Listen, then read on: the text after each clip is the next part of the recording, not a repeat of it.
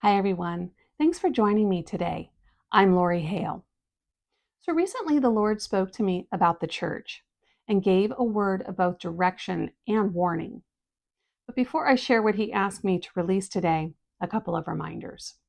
First, if you haven't visited our website already, please go to mychoiceslife.com, where you'll find ways to join your voice with others in the fight for life. Also, if you found value in the word shared today, please give us a thumbs up. To stay connected to this channel for further prophetic words and teachings, don't forget to hit the subscribe button below. We really do appreciate your support. So since President Trump came out recently and stated his position on abortion, I've noticed a divide happening within the church. Some believers are saying, withhold your vote, while others are saying, vote for Trump regardless of where he stands. But who's right? Which position do we as believers choose? The other day I came across a social media post made by a popular conservative Christian influencer. In the post, while proclaiming himself to be ardently pro-life, this young man stated that he is still supporting Trump in spite of Trump's pro-abortion position, and encouraged other believers to do the same. His reasoning? That because of Biden's extreme position on abortion, Trump is the only logical choice. Kind of a lesser of two evils justification. The Lord highlighted the obvious contradiction in his stance and showed me that he was attempting to have it both ways. Something this young man may not realize is that the majority of abortions happen within the first 15 weeks of pregnancy. As someone who worked in the pro-life ministry as a client advocate and a call responder on a crisis pregnancy hotline, I can tell you that of the numerous women I spoke with, the overwhelming majority seeking abortion were within that threshold. Though Trump stated he's going to leave it up to the states, will he? His recent remarks indicate he won't. After I finished reading that social media post, I heard the Lord say, assumption. And I saw that many believers, like that conservative influencer, are relying on their own understanding to assess the situation and then determine their course of action. Then I heard, Inquire of the Lord. And I was reminded of the story in Joshua 9 of the Gibeonites. The Lord had already commanded Joshua to fully drive the enemy out of the land, which Israel had begun to do with the destruction of Jericho. However, news had begun to spread amongst the other tribes about Israel's victory. The kings of those tribes united their forces and waged a frontal assault war against the Israelites. However, the Gibeonites took another tack and hatched a plan to deceive Israel. They disguised themselves as outsiders who came in the name of peace.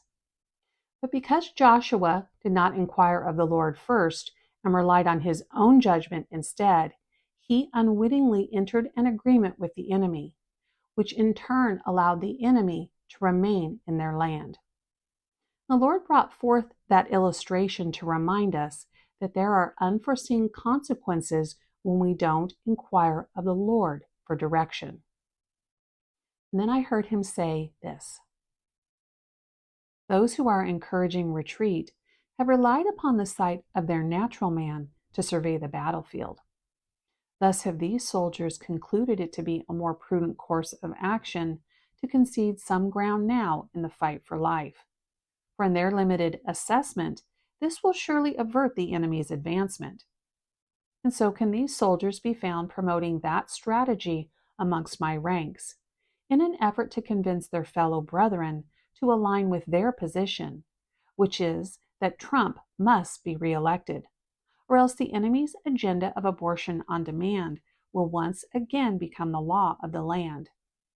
Yet what these soldiers have failed to see is this: that as this man named Trump stands now, he is no longer an ally in the campaign to save the preborn, and therefore should not be considered as such. For though it appears he has abandoned the idea of a nationwide abortion consensus, in his heart he still believes that to be a reasonable choice, and as such, shall he attempt to bring about his agenda from a less obvious approach, one that shall, in the end, derive the same outcome. But as if wearing blinders are those soldiers who still believe that man Trump is the better option than his opponent, for they cannot see beyond the here and now, and therefore are unable to rightly conclude how another Trump presidency would unfold. For he is no longer that same man they once elected. As deep are the wounds of betrayal carried in his heart, those that can only be reconciled through the cleansing blood of Christ. However, unless healed, those wounds shall fester into a grudge, and thus work to further impair his judgment. Yet how quickly have these soldiers rushed to a conclusion and offered their recommendations based upon their limited understanding of the battlefield. And thus have they missed the counterattack the enemy has set, as they are solely focused on a frontal assault. Though I have a full view of this entire campaign and am able to easily discern well in advance the strategies the enemy shall employ in this and every incursion he launches, still these soldiers have yet to seek my wise counsel on how to proceed. As such, are they basing their decision to compromise, in essence retreat, upon an assumption, thinking they have a full grasp on the enemy's plans. So just as it was with my son Joshua, who neglected to inquire of me before making a covenant with the Gibeonites, so too is it with these soldiers.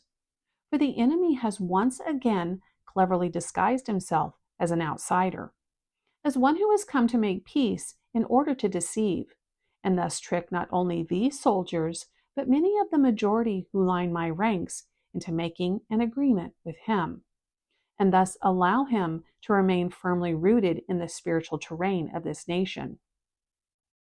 As such, no deal should be struck with that man Trump, for at this point he cannot be trusted to carry out my will, as he has indeed aligned with the agenda of darkness.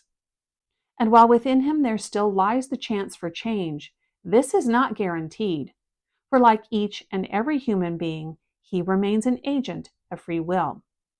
So though I may put forth the plans I wish to accomplish in and through his life, still this man Trump must choose to agree with that destiny, as it is not etched in stone. For I may speak of the future I desire for him, but the promised outcome is conditional and based upon continued partnership with my will. So while he has indeed been compared to a modern-day Cyrus, this is no longer true, for while Cyrus of old was not one of my people, still was he a willing vessel who sought to accomplish my will instead of his own. Yet now is that man Trump so determined to know vindication that this has become his main objective for winning, and as such is his heart much less pliable to my leading. For that which he counted as a loss, he is set on recovering, even if the means to accomplish it cost the countless lives of others. And so does he justify his course of action by blaming it on the will of the people. For if they vote for him, indeed are they agreeing with his stance on legalized abortion.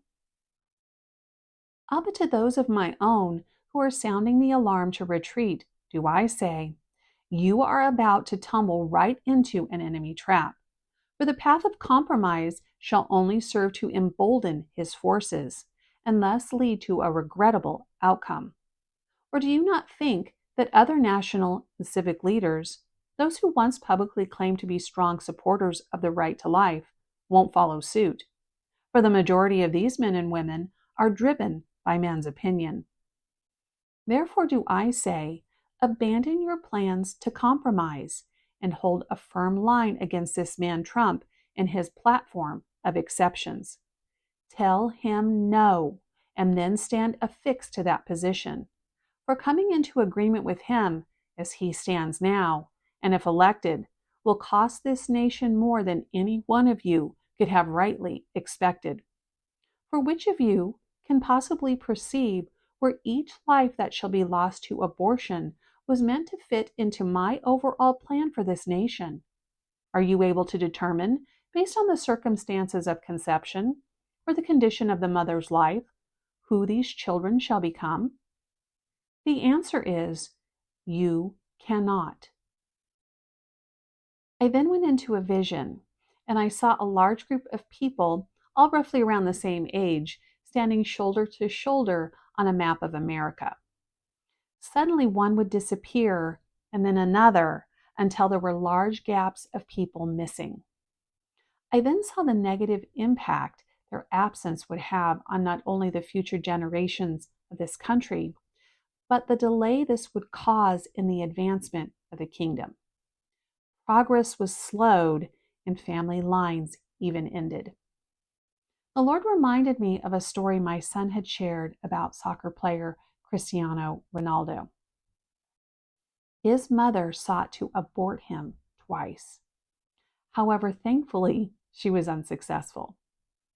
Because he was given the opportunity to live, and despite growing up in poverty, Cristiano is considered one of the most talented soccer players to ever play the game. Something you may not know is that off the field, he is known for his significant charitable giving, which includes paying for a young child to receive life-saving brain surgery. I then saw the ripple effect that is even now occurring with each baby that is aborted. And then the Lord continued. Heed then this warning, beloved, and do not pull back from this battle. For surely it is not I who has signaled the order to retreat, nor given the command to compromise in the fight to save the preborn. Therefore gird your loins and prepare to hold firm the line I have already established, that standard which denounces the murdering of all human life without exception. Dig your feet into this ground and do not waver, lest you too succumb to compromise and partner with the enemy. Then do I say, hold your ground and ignore those voices that are spreading the word that you must concede. For this order has not come from me. Therefore stop listening to them, for the route they are suggesting does not lead to victory, but instead shall open the way for greater loss. Then again do I say, dig your heels in and hold your ground. Thanks again for joining me today.